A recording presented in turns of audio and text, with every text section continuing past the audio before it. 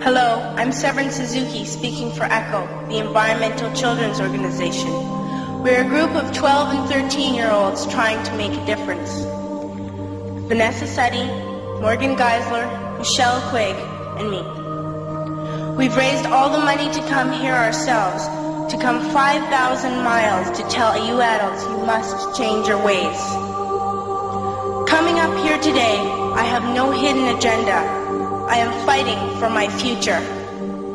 Losing my future is not like losing an election or a few points on the stock market. I am here to speak for all generations to come. I am here to speak on behalf of the starving children around the world whose cries go unheard. I am here to speak for the countless animals dying across this planet because they have nowhere left to go. I am afraid to go out in the sun now because of the holes in our ozone. I am afraid to breathe the air because I don't know what chemicals are in it. I used to go fishing in Vancouver, my home, with my dad, until just a few years ago we found the fish full of cancers. And now we hear of animals and plants going extinct, every day vanishing forever. In my life, I have dreamt of seeing the great herds of wild animals, jungles and rainforests full of birds and butterflies. But now I wonder if they will even exist for my children to see. Did you have to worry of these things when you were my age? All this is happening before our eyes, and yet we act as if we have all the time we want and all the solutions.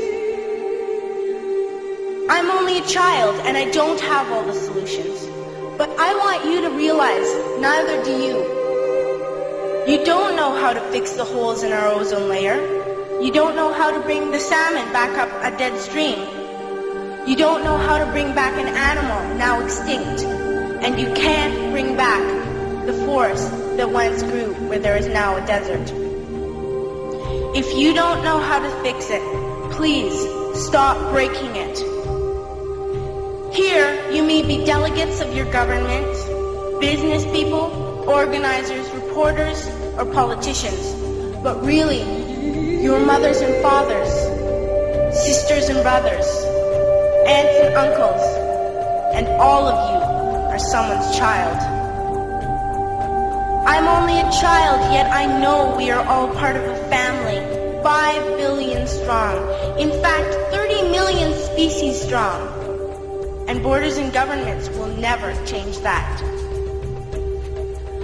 I'm only a child, yet I know we are all in this together and should act as one single world towards one single goal. In my anger, I am not blind, and in my fear, I am not afraid of telling the world how I feel. In my country, we make so much waste. We buy and throw away, and yet northern countries will not share with the needy. Even when we have more than enough, we are afraid to share. We are afraid to let go of some of our wealth. In Canada, we live the privileged life, with plenty of food, water, and shelter. We have watches, bicycles, computers, and television sets. The list could go on for 2 days. 2 days ago, here in Brazil, we were shocked when we spent time with some children living on the streets. This is what one child told us. I wish I was rich. And if I were, I would give all the street children food, clothes, medicines, shelter, and love and affection. If a child on the streets who has nothing is willing to share, why are we who have everything still so greedy? I can't stop thinking that these are children my own age, that it makes a tremendous difference where you are born. That I could be one of those children living in the favelas of Rio. I could be a child starving in Somalia, or a victim of war in the Middle East, or a beggar in India. I am only a child, yet I know if all the money spent on war was spent on finding environmental answers, ending poverty, and finding treaties what a wonderful place this earth would be.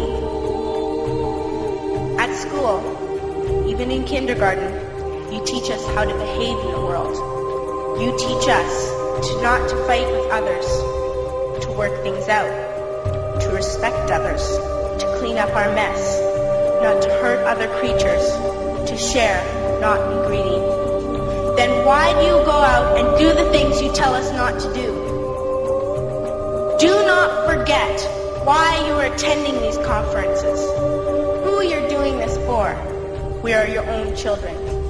You are deciding what kind of world we are growing up in. Parents should be able to comfort their children by saying, everything's going to be all right. It's not the end of the world, and we're doing the best we can. But I don't think you can say that to us anymore. Are we even on your list of priorities? My dad always says, you are what you do, not what you say. Well, what you do makes me cry at night. You grown-ups say you love us, but I challenge you, please, make your actions reflect your words. Thank you.